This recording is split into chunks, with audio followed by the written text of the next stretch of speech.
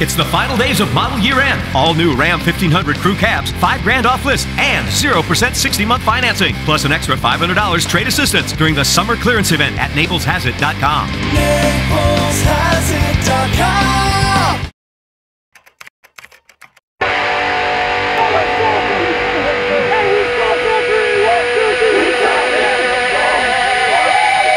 Hey, greetings football fans. Welcome back to the PrepZone Preview Week 5, brought to you as always by Naples Dodge Chrysler Jeep. You know, we've been doing the show for a couple of years now, and you know, we kind of have a formula. Some might even call it a system to get you, the fans, ready for football Friday nights. Part of that system?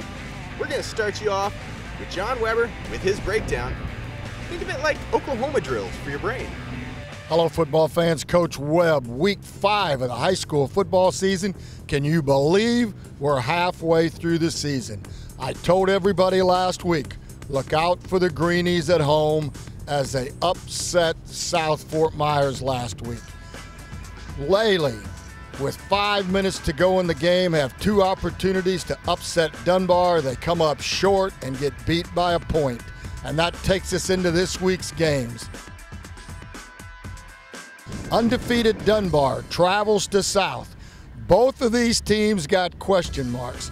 Dunbar is turning the ball over immensely every game. South coming off an upset. I like South in a close one. I think Dunbar puts it on the ground one time too often. Game 2, Barron travels to Lely. On paper, you gotta like the Cougars.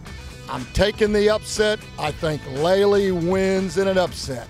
And our spotlight game, we're at Naples, and they're traveling to Immokalee to take on the Indians, and joining me is the head coach of the Eagles, Bill Kramer.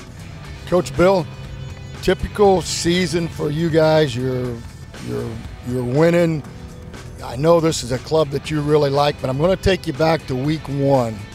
After the loss, what was your message in the locker room on that following Monday? Well, we had 2 things happen, Webb, and I don't like going back there, but let's go. First was after the loss, and this just shows you how mature our crew is. There was no finger pointing at all. We had every guy that had played or even not played in that game felt like it was their responsibility, that was awesome as a head coach. That everybody was saying, "Hey man, coach, that was on me. I could have done such and such that week in practice." So Monday's message was, and we've changed it since, is we're going to be way more competitive and way more physical in practice. And so that's what our tempo's been great, our attitude, our effort, everything's been great all year. The difference is now you can expect every single day we're going to go best on best, and there's going to be a risk of injury and all of that. But you think I'd finally learned it after all these years that you have to do it that way no matter what. So every day it's competitive. It's for something. We're competing, and it's really churned up the intensity. Well, as we both know, good programs put those games behind them, but you learn from them, and you didn't get beat by any slouch. You got beat by a really good football team.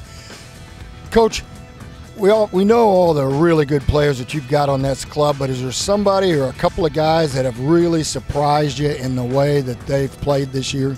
Yeah, I would say on the offensive side, Chris Tremblay, 3-year starter, and it shouldn't be a surprise, but he's been a dominating force on our offensive line, and thankfully so. We need that. And then on the defensive side, Wycliffe Fanor, our defensive end, is his first year starting, and he has been just really phenomenal. He's been somebody now that other teams have to prepare and account for. And so those 2 guys, amongst a whole bunch of really good players, they stood out. Well, this week you go to Immokalee. You've been there many times, and you and I have seen a lot of strange things happen in this game between the Eagles and the Indians. What do you expect this week out of the Indians? I expect them to play better than they've ever played in their life, because they always do when they play Naples. Last year they were 3-3 or something coming in here, and it winds up tied in the 4th quarter, and we're fighting for our lives. And we turned it over a bunch of times. I expect to be extremely spirited. There's tremendous mutual respect just between our folks and their folks, the historic fans for all these years. These nearly 20 years that I've been coaching against Immokalee, and I think the players feed off that. So I expect it's going to be hard fought, but certainly there's a lot of respect on both sides. Well, I expect a good game. It's always been a physical football game. I can't imagine that it won't be again. A lot of games. Listen, folks, we're halfway through the season. Go to dinner early this week. You need to go to dinner and then go see a great football game. There's a lot of them this week. Get off the couch. It's the best show in town. One of the keys to having a successful season is to get better each and every week. And no place has shown more improvement over the course of the year than the offensive line of the Eagles. So for more on that, we've got senior lineman Chris Tremblay for this week's Player Spotlight. Well, you're absolutely right. We have really improved. And it's just getting reps, lots of guys. We only, besides myself, we had one other returning letterman. So, it's just the guys were inexperienced, but, the more games we play, the more reps we get. Guys, they're picking up on techniques and whatnot. And so hopefully we're going to keep getting better for the rest of the season. Well, we had a lot of inexperienced guys, but guys that really wanted to get after it, really wanted to play. We had another returning letterman, our starting center, Davis Olson. So he and I really just kind of, led guys by teaching them the ropes, schemes, everything, helping people learn the plays, and just kind of teaching people the physicality of the game and Naples football, that's what we're all about. It's a storied rivalry. I think the home team has won the game the last 9 years in a row or something like that. And there's a lot of emotion because, they're our biggest area rival, you could say. But, in practice, if we can stay focused, then we'll be fine. It's going to be a hard-fought game. They always play their best game against us, and we're going to try to play our best game against them.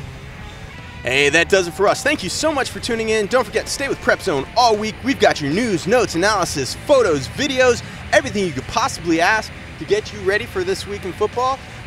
Friday night, we've got the live chat going on, and we'll have just about everything you could possibly ask for. Nothing more, nothing less. Hey, for PrepZone, I'm J. Scott Butherus. And John Weber. So until next week, we got you covered.